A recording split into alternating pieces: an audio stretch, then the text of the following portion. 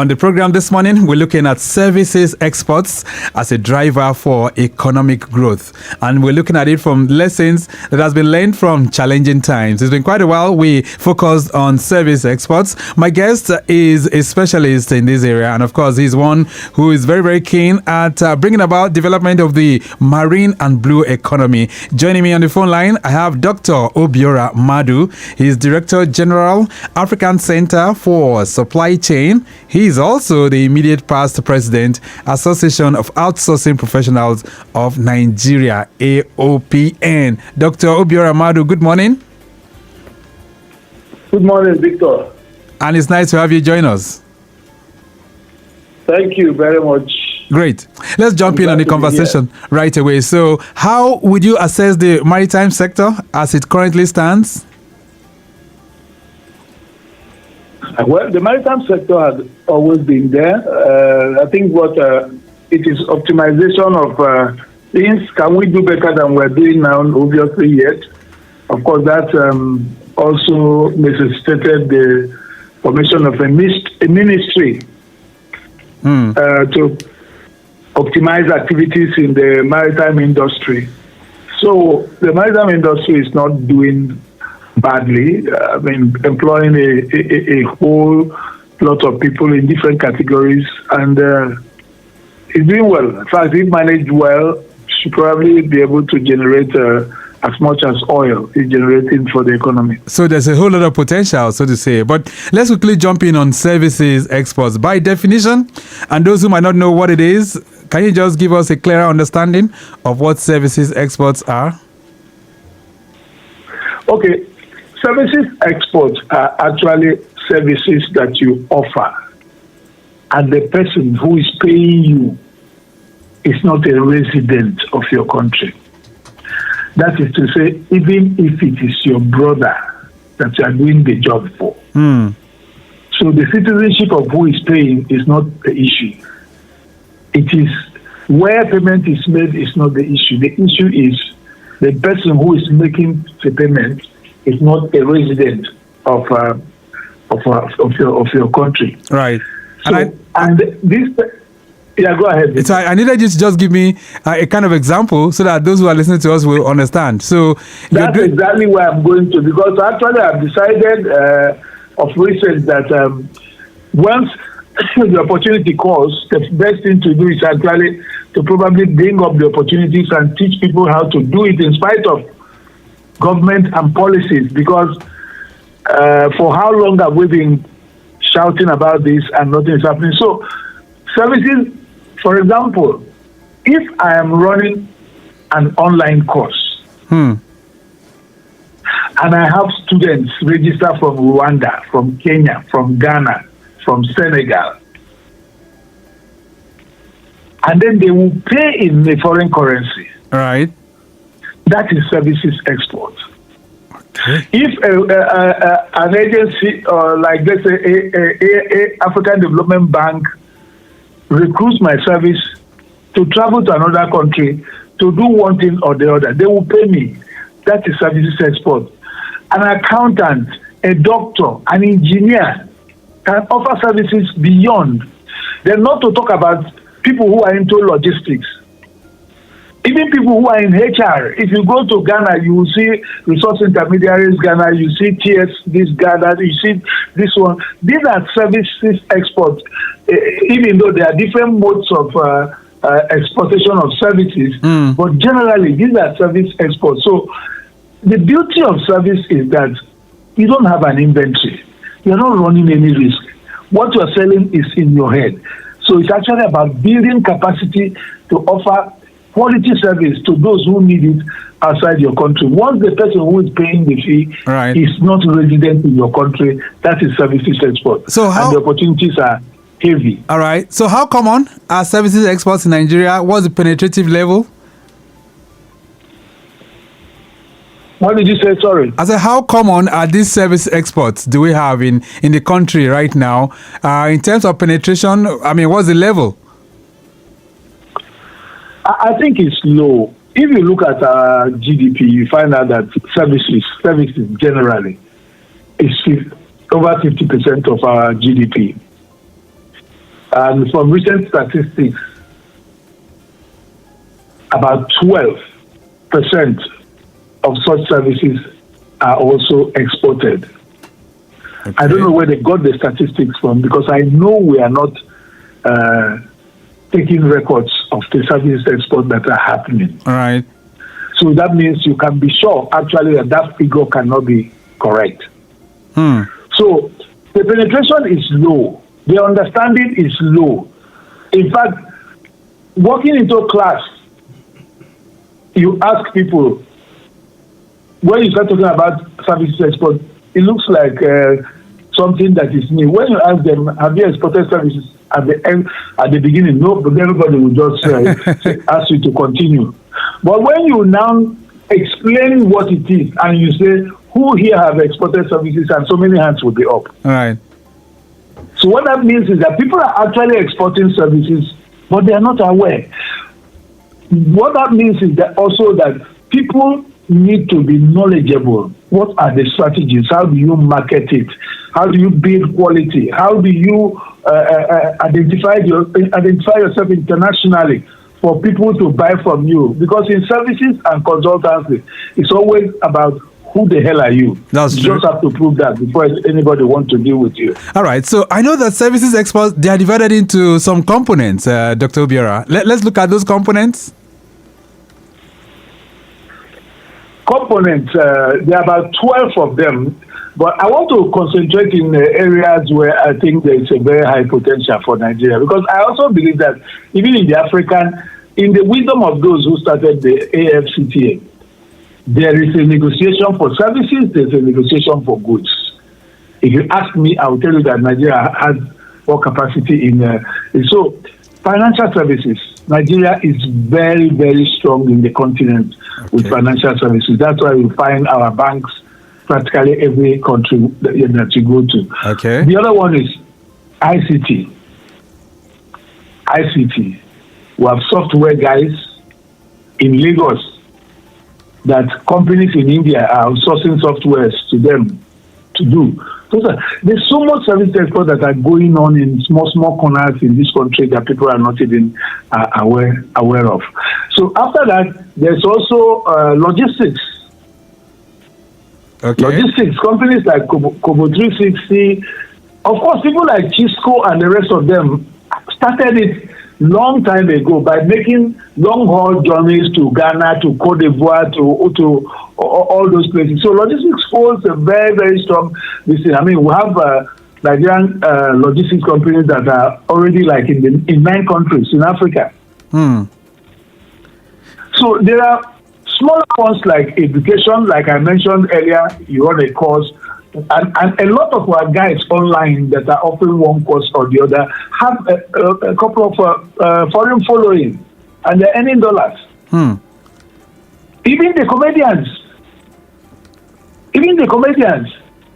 All right. Then the creative sector is another very strong sector in services, and of course you know that we have done well in movies, in music, in comedy, and the rest of it. So there are so many other, even in the health sector, we have our guys scattered all over the continent. We are doing well also in that very particular, in the health, logistics, and supply chain management. So these are areas, and there are also so many others that time will probably not allow us. Right, but to these dwell are on. areas that are very, very, that should be high priority to us. So let's look at it in perspective now. Is the federal government very, very keen, or perhaps what's your assessment of government's intervention towards ensuring that services exports can really, really contribute to the GDP? Talk to me. Victor, the point is that what happens in the government sector is that somebody comes with a wild idea, he has a connection, he went there, they think about it, probably set up an agency for it, and that is that. Another person comes with a wild idea. That is what is happening. For example, there is an outsourcing group in outsourced to Nigeria, which is in the office of the vice president. There's also the talent export, which was launched by the president some time ago. These are all targeted because we recognize that 60% of our population are actually youths. There are young Nigerians who are doing what they call it, the executive assistant job, right? Virtual assistant. So people in different parts of the world with different time zones. So I'm saying that there are 1, 2, or 3 where there's no coordinated efforts. There's no coordinated effort to bring all those things together. As we speak, there's no policy, there's no law that guides this very particular section. Which is quite unfortunate. For example, if you talk about outsourcing, which is one heavy component of this thing, part of outsourcing is in Nigeria Export Promotion Council. Part of it is in NIDA, Nigeria IT Development Agency. Part of it is the Ministry of Labor. Part of it. So you find out that, and you know that collaboration is not in the DNA of the public sector. Right. So with this scattered, it makes things difficult. It makes things difficult for there to be a coordinated attempt that will bring intentionality into policies and plans and strategies to take advantage of these things. All right, then. Lagos Traffic Radio, 96.1 FM. This morning on the program, we're looking at service exports as a driver for economic growth, and we're looking at lessons from challenging times. Our guest in is Dr. Obiora Madu. He's Director General, African Center for Supply Chain. We're going to take a short break right now. When we return, what are the benefits of service exports to Nigeria, and what are the prospects of individuals also getting themselves involved in this? If you have any questions from my guests this morning, feel free to connect with us. That will be on 091-5387-7127. That's 091-5387-7127. A brief break. We'll be back.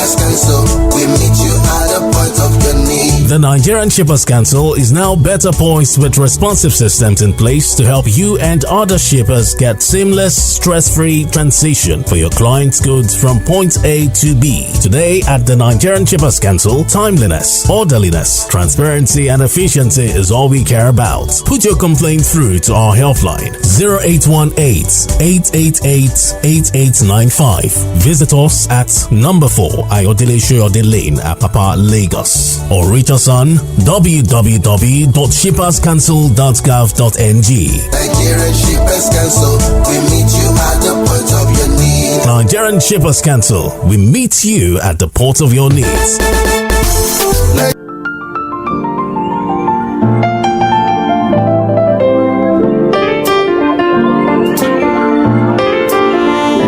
Lagos Traffic Radio 96.1 FM. Maritime today is the program, and I still have with me on the phone line Dr. Obiora Madu, who is the Director General, African Center for Supply Chain, immediate past president of the Association of Outsourcing Professionals of Nigeria. Getting back to the roads, we did tell you it's still looking pretty good. If you want to connect the island this morning, most of the areas there are still not bad at all. And we did tell you of that breakdown. That's a broken down articulated vehicle around Odo Yalaro. It's receiving attention.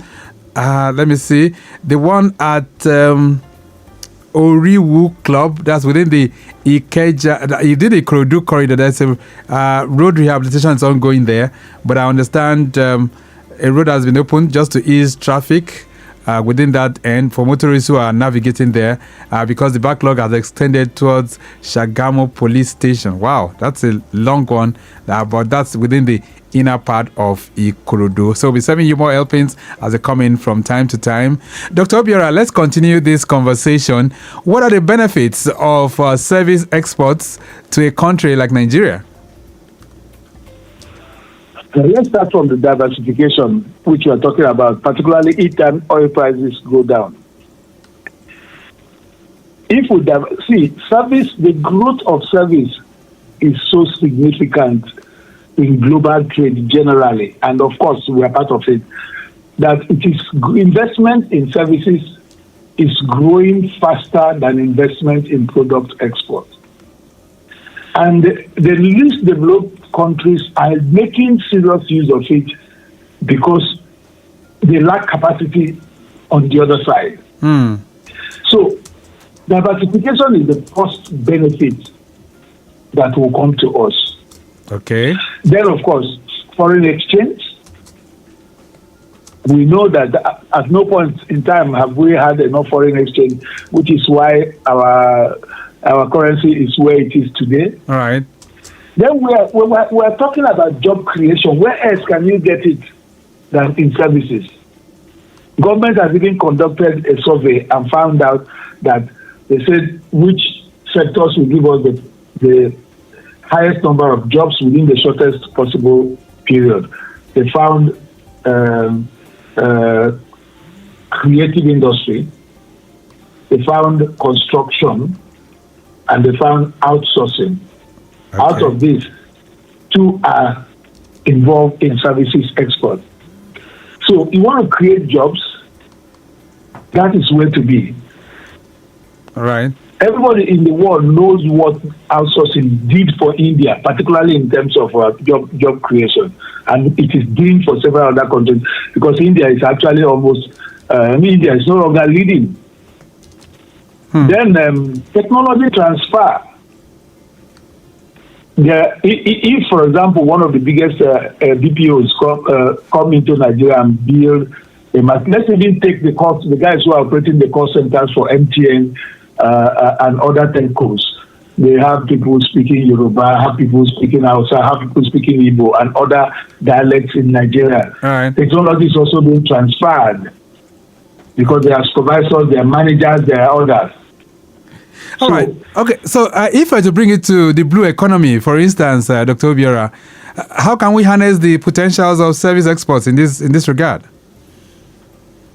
A lot of services that are internet. In fact, almost more than half of what is happening in the blue economy is international.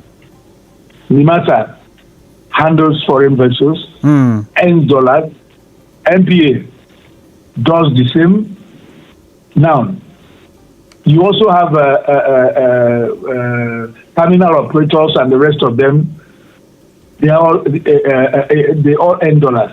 Now, if you come to direct services, you have people like even caterers.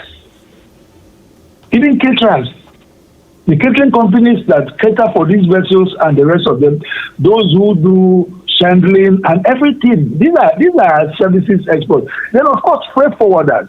Okay.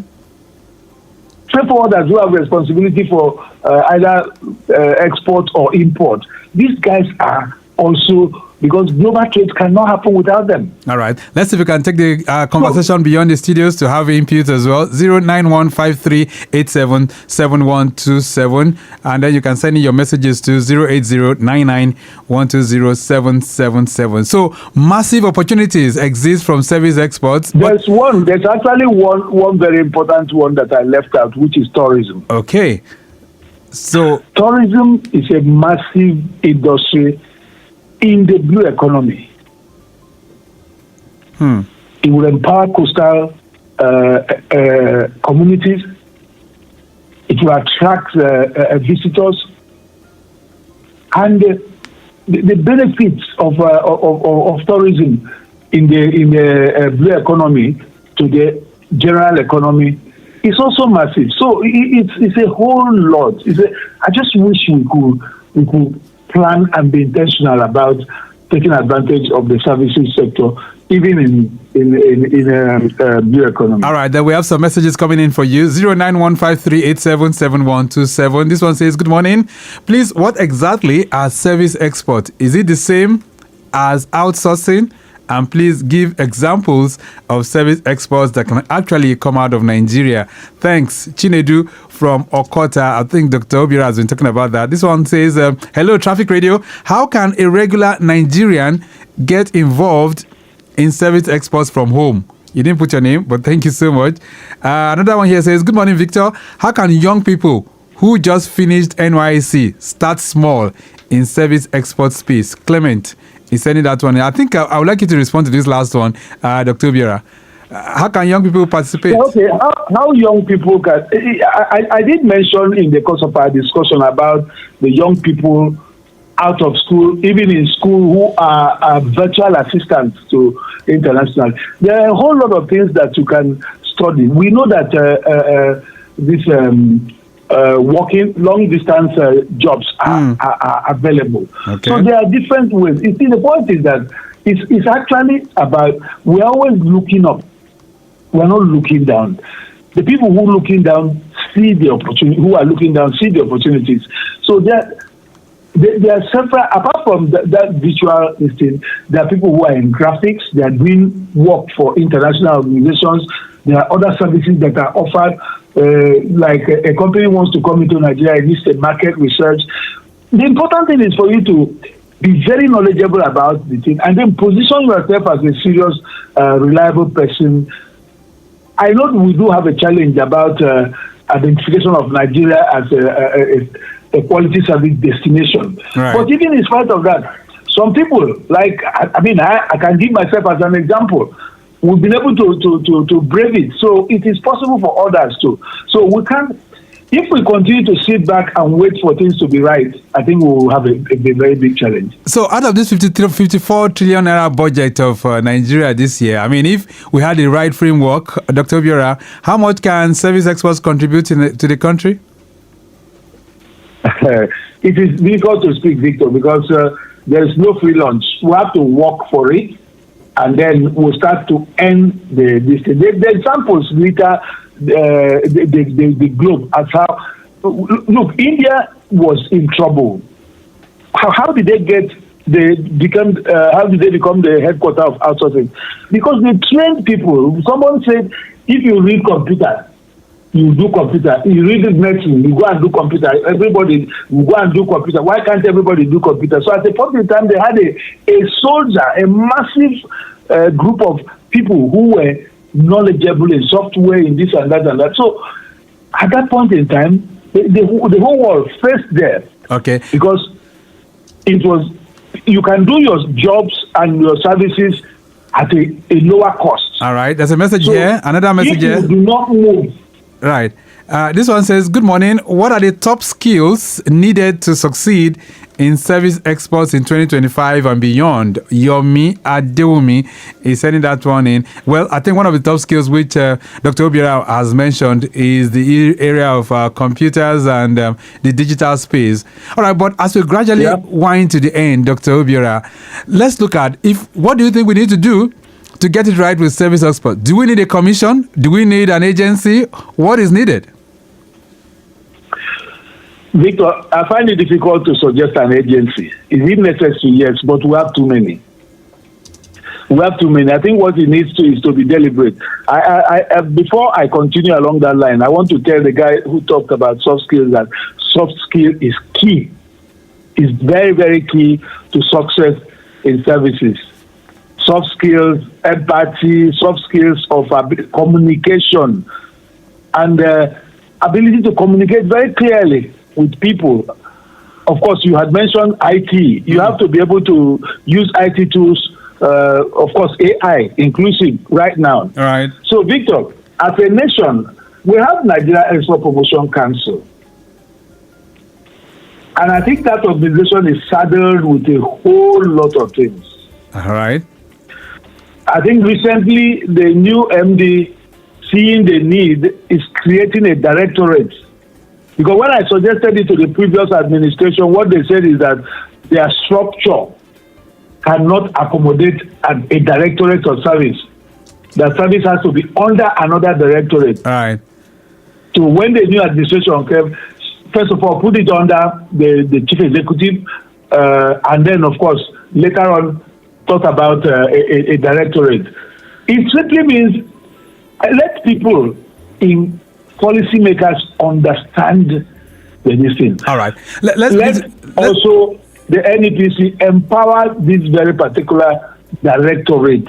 Okay. Seriously. All right. And then we will see results. For those who would like to hear more of you, they want to get in contact with you. Perhaps they want to have lectures on all of this.